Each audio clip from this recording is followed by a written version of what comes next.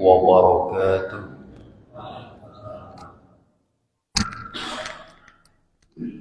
الحمد لله الذي أرسل رسوله بالهدى ودين الحق ليظهره على الدين كله وكفى بالله شهيدا. أشهد أن لا إله إلا الله وحده لا شريك له وأشهد أن محمدا عبده ورسوله. اللهم صل وسلم على سيدنا محمد وعلى آله وصحبه ومن تبعهم بإحسان إلى يوم الدين. Amma ba'du. Yang kami hormati Takmir Masjid As-Siddiq, mudah-mudahan senantiasa dimuliakan Allah Subhanahu wa ta'ala. Yang kami hormati tokoh agama, tokoh masyarakat, ustadz dan ustazah yang mudah-mudahan senantiasa dimuliakan Allah Subhanahu wa ta'ala. Yang kami hormati Bapak Ibu jamaah sholat subuh dan jamaah pengajian rutin Sabtu pagi dalam pembahasan kitab Bulughul Maram, mudah-mudahan senantiasa dimuliakan Allah Subhanahu wa ta'ala. Pertama, marilah kita panjatkan puji syukur kehadirat Allah Subhanahu wa ta'ala. Alhamdulillah, pada kesempatan pagi hari ini kita bisa berkumpul di masjid ini tanpa ada satu halangan apapun.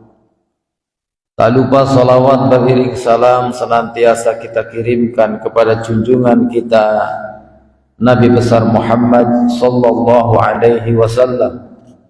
Mudah-mudahan kita termasuk umatnya yang akan mendapatkan syafaat di yaumul kiamah nanti.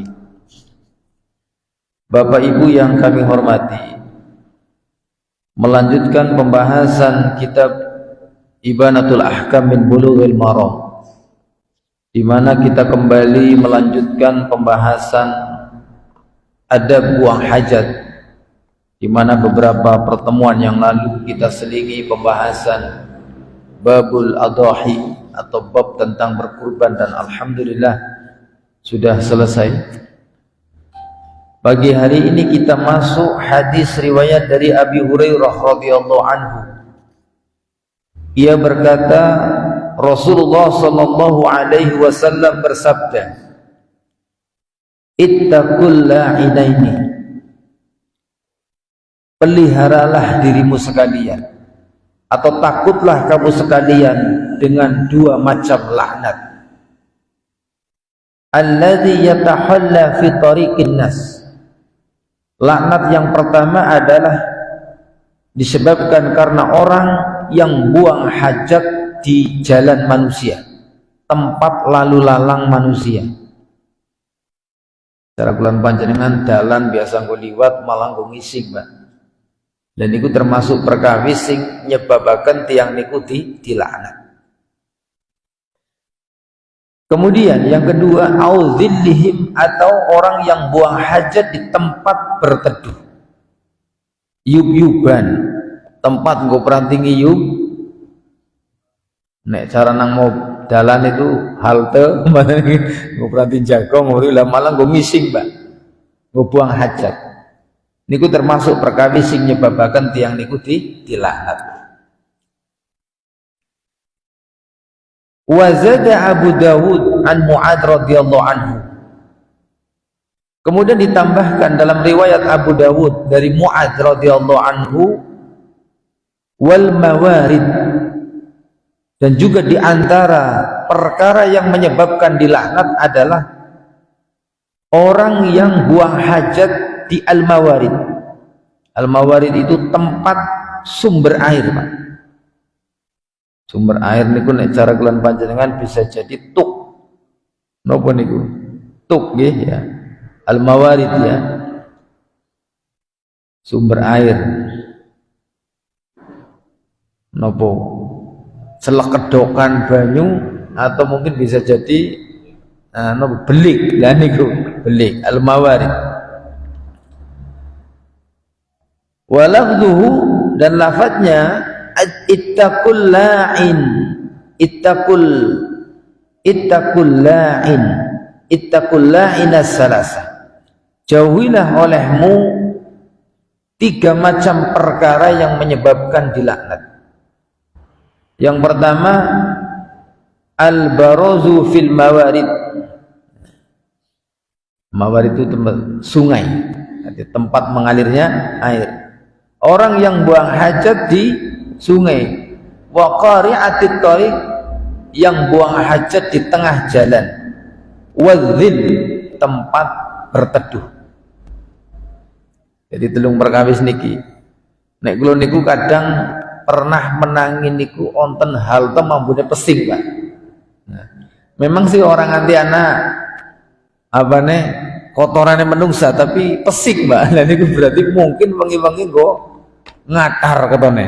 Nah, ngatar nang halte niku juga karena perkara yang bisa mengganggu seseorang yang istirahat, yang duduk, yang berteduh, maka ini termasuk perkara yang dilarang. Kemudian wa akhrajat Tabrani an-nahya an qada'il hajah tahtal asjaril musmirah. Di dalam riwayat Tabrani dijelaskan adanya larangan buang hajat di bawah pohon yang sedang berbuah. Nangis sorwit duren sing akeh meh mateng maning lah. Niku termasuk sing dilarang. Khawatir nanti duren jatuh di kotoran kita. Kemudian wadhaffatin nahril jari. Kemudian buang hajat di tepi sungai yang mengalir. Di tepi sungai yang mengalir ternyata kali ini gua akeh wong buang hajat walaupun kalau airnya banyak ini secara hukum selama dia tidak merubah warna, rasa dan baunya tidak sampai menjadi najis. Kalau tidak merubah warna, rasa dan baunya, dengan catatan airnya banyak lebih dari 2 kulah dan mengalir. Tapi ini ternyata termasuk perkawis sing dilarang. Kesimpulan hukum yang bisa kita ambil dari hadis ini yang pertama, an-nahyu an qada'il hajah fit tariqil ammah. Larangan buang hajat di jalan umum. Buang hajat di jalan umum. Beda nek lare alit, Pak. Nah, kalau anak kecil kan bisa jadi agi melaku karo biyunge ngerti-ngerti ngedoprok. Nah, tapi kan nanti dibuang. Bukan memang sengaja. Karena mungkin satu kondisi tertentu ngerti-ngerti ngedoprok nanti dibuang atau dibersihkan. Wa fi mustadillin nas, dan kemudian di tempat berteduhnya manusia. Lima fi dzalika min idza'il muslimina bitanjisi wal istiqdar. Kenapa ini dilarang? Karena hal itu bisa menyebabkan kaum muslimin tersakiti. Ganggu wong muslim lan juga ganggu menungsa pada umumnya, Pak.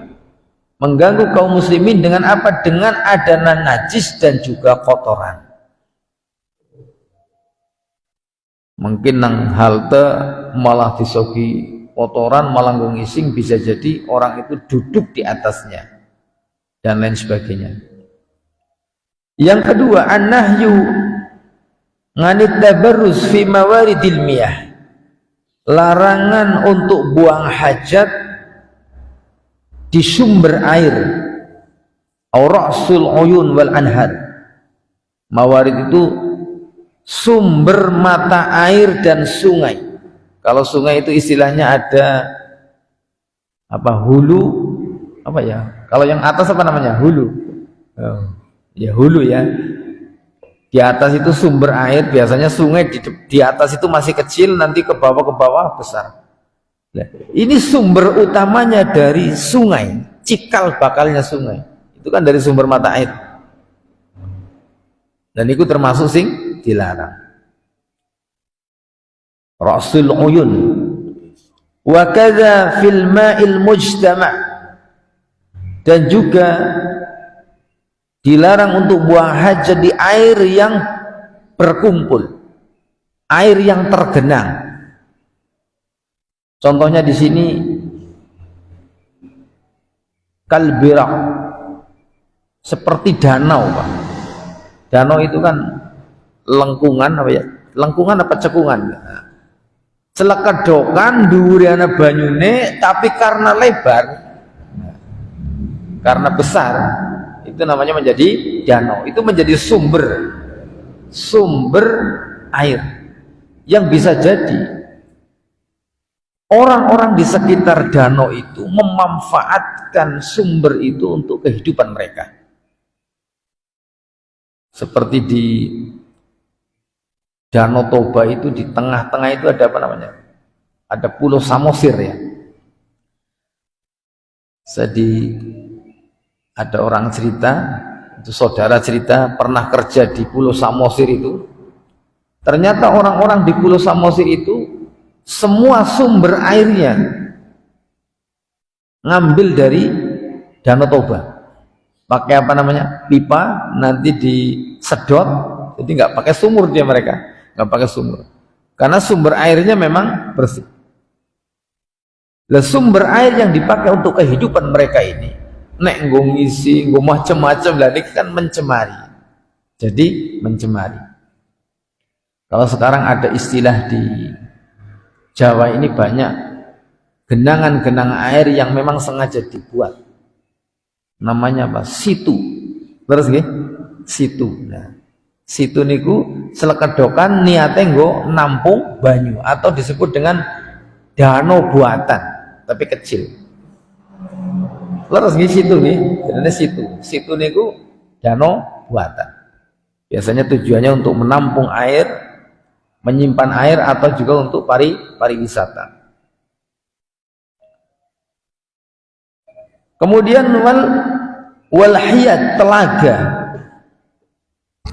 Telaga nggih sami mawon niku, telaga celekedokan banyune kathah, tapi biasanya telaga itu kadang-kala dia nyambung ke sungai. Wa qad naha Rasulullah sallallahu alaihi wasallam ayyubala bi abwabil masajid. Rasulullah sallallahu alaihi wasallam melarang untuk buang air kecil di pintu masjid atau di pintu-pintu masjid. Nah, ini memang jelas saru niki Pak. Lawang masjid malah diuyui. Kemudian yang ketiga, an-nahyu an qada'il hajah tahtal asjaril musmirah. Larangan buang hajat di bawah pohon yang sedang berbuah. Di bawah pohon yang sedang berbuah. Yang keempat, i'tina'ul muslim, i'tina'ul islam bin nadhafah wan nizam wa mura'atil masalihil ammah. Perhatiannya Islam pertama terhadap kebersihan, yang kedua bin nizam, terhadap keteraturan. Nek teratur wong ngising mboten sembarangan, ada tempatnya tersendiri, teratur. Wa mura'ah al-masalihil ammah, dan juga memperhatikan maslahat umum, kemaslahatan secara umum. Kemudian hadis selanjutnya di dalam riwayat dari Jabir radhiyallahu anhu, ia berkata, bersabda Rasulullah sallallahu alaihi wasallam, "Idza taghawwata ar-rajulani falyatawara kullu wahid minhuma an sahibihi wala yatahaddasa." Jika ada dua orang yang sedang buang hajat, sedang buang air besar, falyatawaro, maka hendaklah menutupi kullu wahidin minhuma, masing-masing dari keduanya. Umpamane niki nang kali, Pak. Kali ana wong buang hajat, atau taruhlah di tempat gurun. Masing-masing hendaklah dia menutupi dirinya supaya tidak nampak oleh temannya. Bukan malah adep-adepan terus terbuka semua. Jadi ini mboten angsal. makruh. Ya, ngedrop-drop barang-barang gitu ya. Hendaklah masing-masing dari keduanya itu menutupi an sahibihi, dari temannya, supaya tidak kelihatan oleh temannya. Wala yatahaddasa, dan tidak saling bercakap-cakap. Kalau sekarang mungkin fenomena seperti ini sudah jarang, karena sekarang banyak WC-WC yang sudah modelnya tertutup, Pak. WC-nya sudah bagus. Di mana-mana WC-nya bagus. Walaupun ada yang masih pakai kandi, ya lumayan daripada nggak ada kandinya, Pak. Nang dhuwur blumbang, dan mungkin anak WC zaman biyen iki, dan itu mungkin yang penting anak kandine, Pak. Cuma kalau sekarang konon katanya itu dilarang. Helikopter niku dilarang. Istilah niku helikopter, Bang. Ngerti-ngerti anak temblung ngoten niku lho. Ngisore lele, lah mungkin buang hajat diadangi lelene engko gede dipancingi digoreng maning lah kan, berarti dari kita untuk kita kayak gitu. Artinya buang hajat itu usahakan jangan sampai temannya kebetulan sedang buang hajat bareng, jangan sampai melihat temannya, tertutup. Fa innallaha yamqutu ala dzalik, maka sungguhnya Allah itu murka atas yang demikian itu. Di dalam kitab ini dijelaskan al-Islamu dinul haya wal muru'ah bal dinul haya al-ijtimaiyah. Islam itu adalah agama yang memperhatikan rasa malu. Kemudian muru'ah, harga diri. Seseorang buang hajat kok nampak auratnya, nah ini muru'ahnya hilang, Pak. Anak wong ganteng, Pak. Ganteng, putih, gede dur ya, ketone wibawa, Pak. Tapi kok ngising di tempat terbuka gitu. Ada orang lewat, pikirannya mesti ketone gemblung apa lu? Nah, mesti kata niku, Pak. Enggak ada muru'ah. Wah, kita wong kentir iki, wong gemblung mesti iki. Nah, karena tidak menjaga muru'ah. Islam memperhatikan ini. Kemudian dijelaskan dalam kitab ini, fahuwa yanha an kashfil aurat wan nazar ilaiha. Maka Islam melarang membuka aurat dan melihat aurat. Wa ta'arrada lidzalika bil ijtima' halati qada'il hajah, dan memalingkan hal itu bil ijtima' halatil qada'il hajah, melarang tidak membolehkan bersama-sama ketika dalam keadaan buang hajat. Umpamane kata niki, Pak, WC siji nggo ngising wong loro bareng-bareng, iku mboten angsal, Pak. Kan kebangetan ngono. Walaupun klosetnya dua, terus tutupnya siji gitu. Wah, ini ngirit dinding pemisah gitu. Ngirit sekatan. Wah, gawe bae loro-loro. Enggak boleh. Tentu kita pun enggak akan nyaman. Masa enggak ngising, enggak kok weruh apa ndeleng aurate kancane ndeleng aurate dewek. Lah, niku termasuk ingkang dipular. Maka dilarang bersama-sama ketika buang hajat. Wa karahiyatil kalam hala dzalika, dan juga makruh hukumnya bercakap-cakap, ngobrol ketika pada saat buang hajat. Tarfa'an binafsih anit tashabbuh bil hayawan. Kenapa hal ini dilarang? Ternyata dalam rangka untuk menjaga supaya manusia itu tidak serupa dengan hewan. Menora kayak kewan, supaya tidak seperti binatang.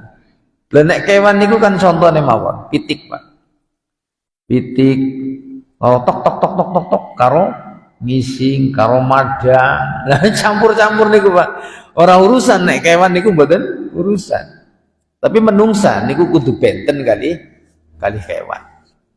Dalam rangka untuk menjaga supaya tidak serupa dengan binatang. Wallahu subhanahu wa ta'ala yaghdabu lidzalika asyaddul ghadab.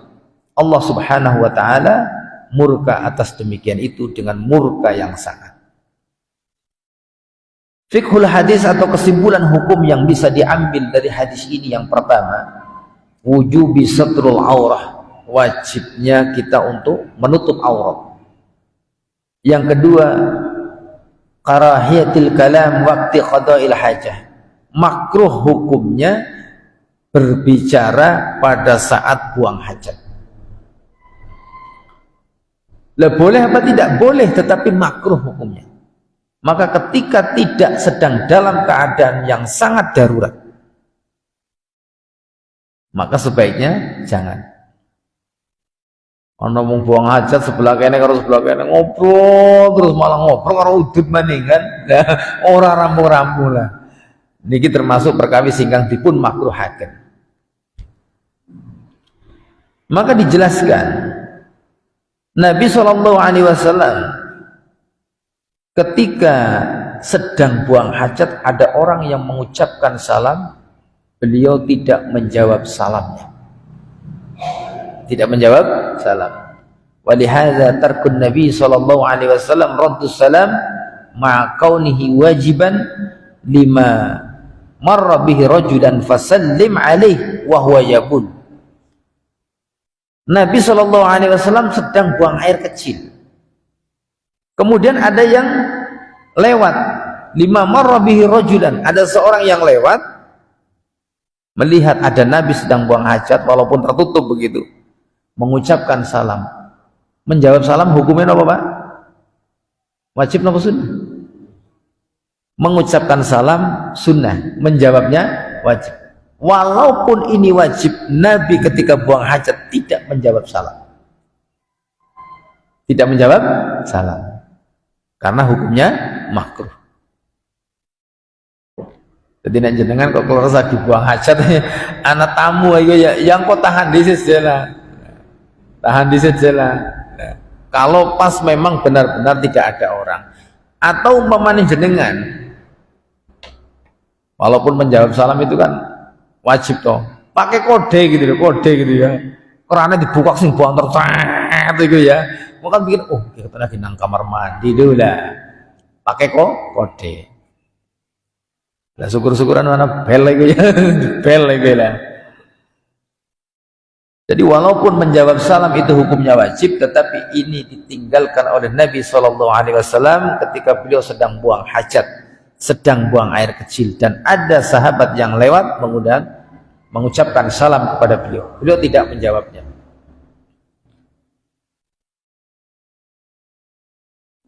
Kemudian dijelaskan dalam kitab ini pada hadis riwayat dari Abi Qatadah radhiyallahu anhu, ia berkata, Rasulullah sallallahu alaihi wasallam bersabda, la yamassanna ahadukum zakarahu biyaminihi wa huwa yabul. Janganlah salah satu di antaramu menyentuh kemaluannya dengan tangan kanannya pada saat buang air kecil. Wala yatamassah minal khala biyaminihi, dan jangan istinja, bercepok dari buang hajat dengan tangan kanannya. Wala yatanaffas fil ina'i, dan janganlah bernafas di dalam bejana atau di dalam wadah. Kesimpulan hukum yang bisa diambil dari hadis ini yang pertama, adabul khala wasyarab. Hadis ini menjelaskan adab ketika berada di tempat buang hajat. Baitul khala itu tempat buang hajat. Cara kelan panjenengan niku WC Pak, kamar mandi. Wasyarab, dan juga menjelaskan adab minum, adab ketika kita minum. Al-muhafadzah 'alan nadhafah. Hadis ini menjelaskan tentang menjaga kebersihan, di mana dijelaskan fadlul yamin wa taqrimuha an massi ma fihi adza. Keutamaan tangan kanan atau sebelah kanan, di mana dalam rangka memuliakan sebelah kanan atau tangan kanan ini dari menyentuh sesuatu yang ada kotoran. Kita habis buang hajat, kotoran Pak. Lah, karena memuliakan tangan kanan ini, maka kita tidak istinja dengan tangan kanan, tapi menggunakan tangan kiri. Falirubbama yatadzakaru nginda tanawaluhu ta'am. Jadi ketika kita mau cebok dengan tangan kanan ini, yang kita ingat ini kan untuk makan. Jadi yang kita ingat apa? Inda tanawaluhu ta'am. Ketika kita makan, lo masa enggak nggo madang juga, nggo istinja juga. Bisa jadi habis istinja, sisa kotoran masih ada di kuku kita, di tangan kita. Kemudian kita makan. Maka dalam rangka memuliakan tangan kanan ini, maka tidak dipakai untuk membuang kotoran atau membersihkan kotoran. Ma basyaratahu biyaminih minal adza fayanfiru tab'ihi. Karena kalau ini dipakai menyentuh kotoran untuk istinja, maka otomatis ini akan menyentuh najis. Dikhawatirkan itu nanti ada sisa kotoran pada saat kita makan. Kemudian masru'iyatut tanaffus kharijal ina halati syurbi salasan. Disyariatkannya ketika bernafas itu di luar wadah pada saat minum, dan ini dianjurkan 3 kali. Contohnya kata begini Pak, dulu kayaknya pernah saya contohkan ketika kita sama-sama belajar kitab Al-Imta Bisyarhi Matan Abi Suja. Taruhlah ini gelas umpamanya, isi air nih, gelap. Pada saat kita mau bernafas ini, mau gitu, ini dijauhkan dulu, jangan malah gelap. Nah, dilarang kita untuk bernafas di wadah atau di ina. Itu yang dimaksud demikian. Di luar, minum lagi, keluar lagi, minum lagi, keluar lagi, sampai 3 kali. Karena minum itu dianjurkan tidak sekali tegukan, tetapi dengan 3 kali tegukan. Momennya jenengan ngombe segelas langsung gelek langsung Bang, ini akan membahayakan al-kabid, hati, limpa, jeroan, nabrak, brus, bahaya. Tapi dengan cara bertahap 3 kali.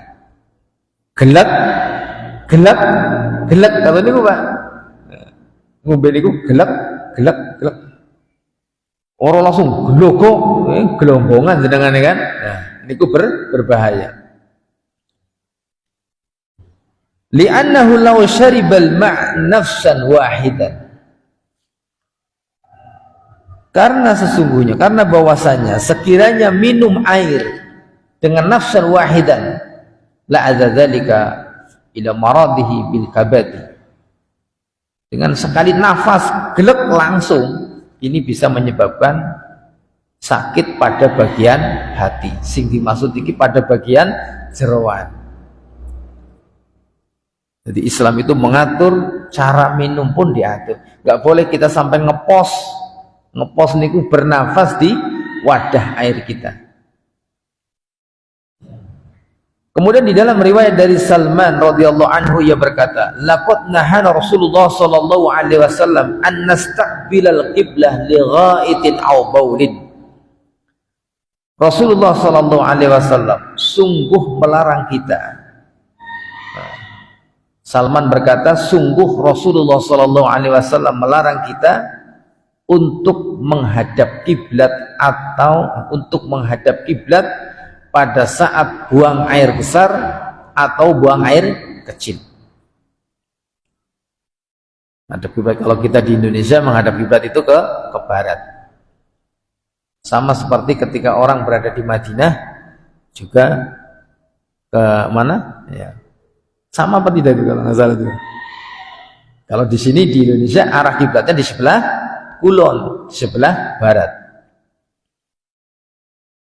Kemudian au annastanjiya bi aqalli min salasati ahjar. Beliau juga menjelaskan bahwasanya Nabi SAW juga melarang istinja dengan batu yang kurang dari 3. Au annastanjiya biroji'in au azmin, atau istinja dengan kotoran binatang. Yang dimaksud kotoran binatang yang sudah mengering, Pak. Kotoran unta, nek cara kula panjenengan teng Indonesia telepong niku, Pak. Telepong wis atos. Walaupun wis atos kayak watu, untuk istinja nggak boleh. Au azmin, atau istinja dengan tulang, balung. Yu'allimuna. Kemudian di dalam riwayat dari Abi Ayyub radhiyallahu anhu dijelaskan bahwasanya fala tastaqbilul qiblata wala tastadbiruha bighaitin wala baulin, maka janganlah kamu menghadap kiblat dan jangan pula membelakangi kiblat pada saat buang air besar atau buang air kecil. Walakin syariku aw gharibu, angka tetapi menghadaplah ke timur atau ke barat. Dan ini beda kalau nangkene, Pak. Nah, nangkene malah kon aja madhep ngetan, kon aja madhep ngulon. Di sini malah justru suruh menghadap ke timur atau ke barat karena posisi di Madinah. Yu'allimuna Rasul sallallahu alaihi wasallam adab qada'il hajah kama ya'muruna bita'zimi syairillah. Rasulullah sallallahu alaihi wasallam mengajarkan kepada kita adab buang hajat. Sebagaimana beliau memerintahkan kepada kita untuk mengagungkan syiar-syiar Allah. Kiblat Baitullah termasuk syiar-syiar Allah, syiar agama Islam.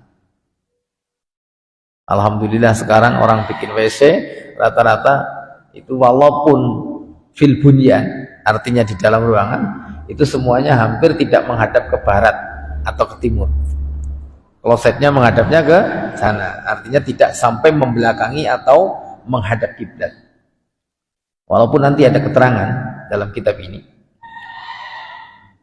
Wala yastadbiruha, fala yastaqbilul qiblah wala yastadbiruha, maka jangan menghadap kiblat ataupun membelakangi kiblat. Mayuridu qada'il hajah, bagi orang yang ingin buang hajat. Wala yastanjiya biyamini siyanah laha, dan juga jangan istinja dengan tangan kanan. Istinja itu cekpok, bahasa Jawanya dengan tangan kanan.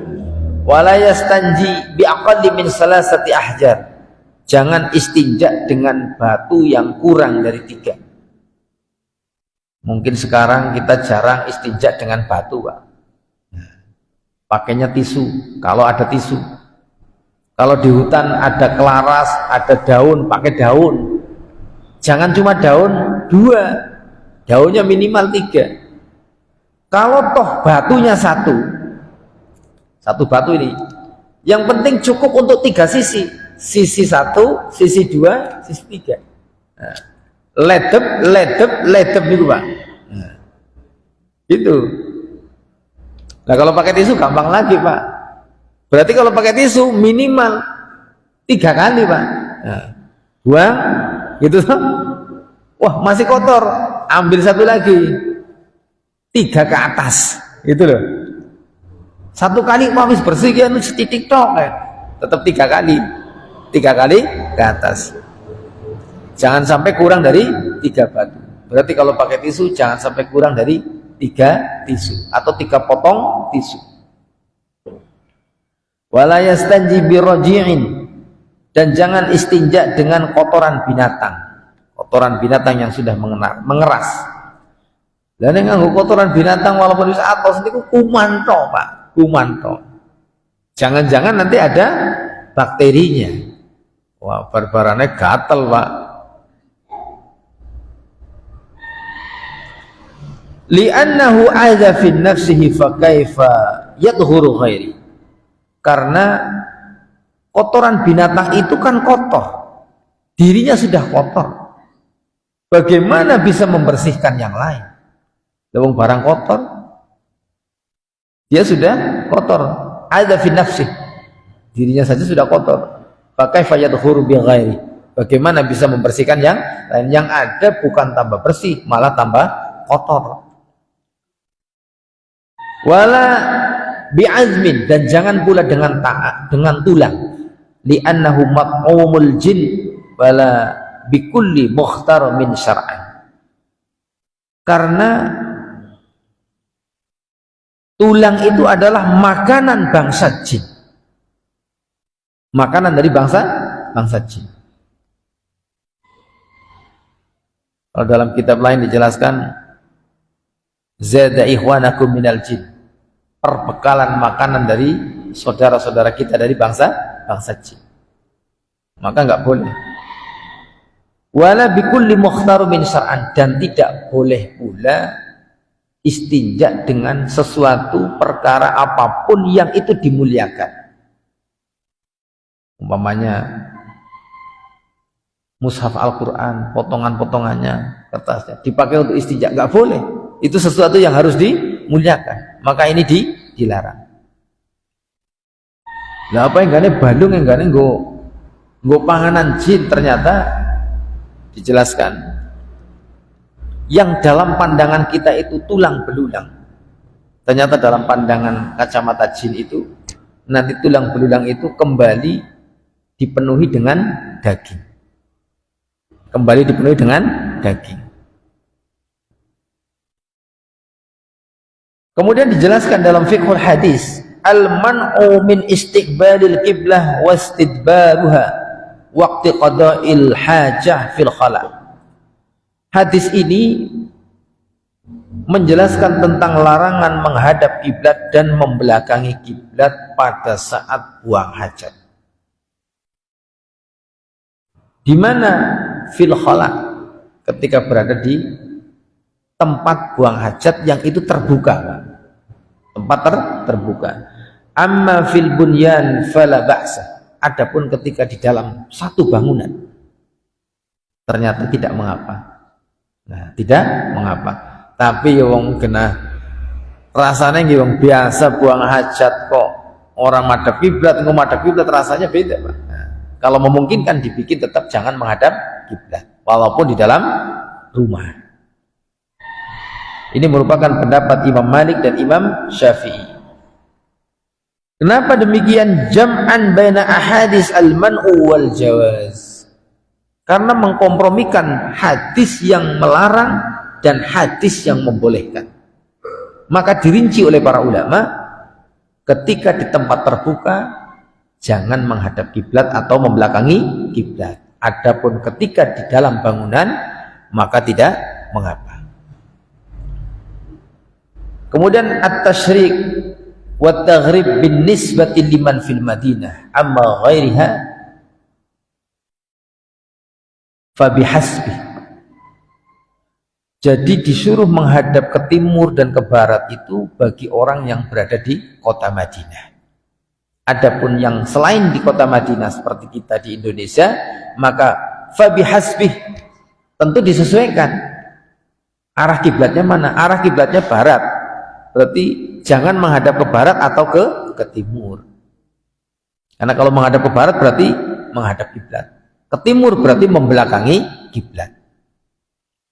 Masru'iyatul istinja bil hijarah wa misliha kullu mazidin. Disyariatkannya istinja dengan batu dan yang semisalnya. Yang terpenting adalah kullu mazil, yang bisa menghilangkan najis. Zaman sekarang sudah pakai tisu. Di pesawat pun sekarang sudah ada airnya, Pak. Ya, konon katanya zaman dulu nggak ada airnya, tapi sekarang di pesawat pun ada air. Ada air, walaupun dalam satu kondisi nek bisa gue nang pesawat jarene kan hanya untuk kebutuhan-kebutuhan yang penting, mungkin buang air kecil dan lain sebagainya. Le buang air besar boleh apa tidak? Le nek kebelet ya boleh, Pak. Boleh. Boleh, diperbolehkan. Kemudian selanjutnya dijelaskan dalam kitab ini an-nahyu 'anil istinja' bil yamini takriman laha an massi ma fihi ada. Larangan istinja dengan tangan kanan karena apa? memuliakan, ada kemuliaan sebelah kanan itu dari menyentuh sesuatu yang merupakan kotoran, dalam rangka memuliakan sebelah kanan. An-nahyu 'anil istinja bil 'azmi li'annahu ta'amul jin. Larangan istinja dengan tulang karena tulang itu merupakan makanan bangsa jin. Jadi nek jenengan ditakoni panganane jin apa balung kowe. Makanan jin apa? Balung. Ini makanan bangsa jin balung. Lalu terus ada yang lainnya apa tidak? Ada. Nopo malih Pak panganane Pak? Apa fried chicken?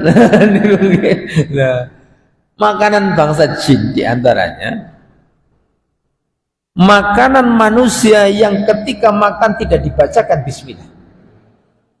Setan bisa ikut andil makan makanan tersebut. Jadi dengan madang orang maca bismillah, mereka bisa andil ikut makan. Jadi nek madang orang maca bismillah, jangan-jangan entengake orang warik-warik Pak. Sebab direwangi setan. Nah, termasuk seluruh makanan yang dimakan oleh manusia yang tidak membaca bismillah.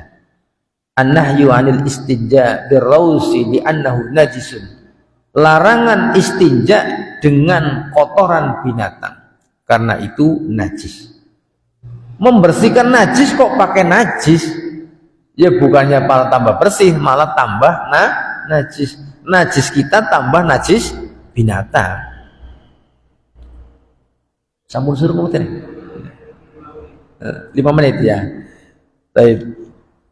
Kemudian dijelaskan di dalam al-ma'na al-ijmali, yahrusus sari' 'alal haya wa satrul aurah.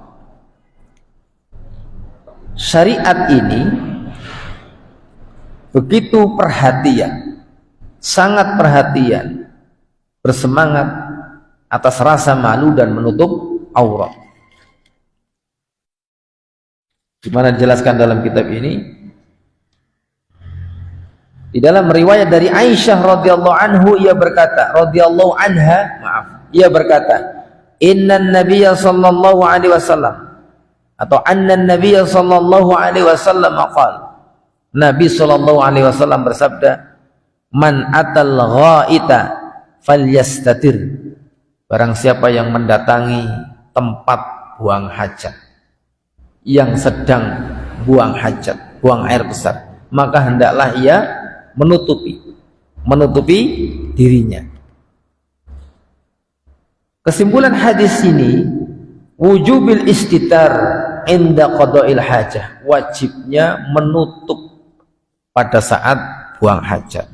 Yang dimaksud menutup itu ada aling-aling. Kalau zaman dahulu bisa jadi orang buang hajat itu di tempat terbuka nyari pohon, bisa jadi nyari di dekat pohon, dekat pundukan, dekat batu besar, menjauh dari manusia. Kemudian di dalam riwayat Aisyah radhiyallahu anha, pada riwayat yang lain Nabi sallallahu alaihi wasallam, kana idza kharaja minal ghaid qala ghufrana. Nabi sallallahu alaihi wasallam ketika keluar dari tempat buang hajat, ia mengatakan ghufrana.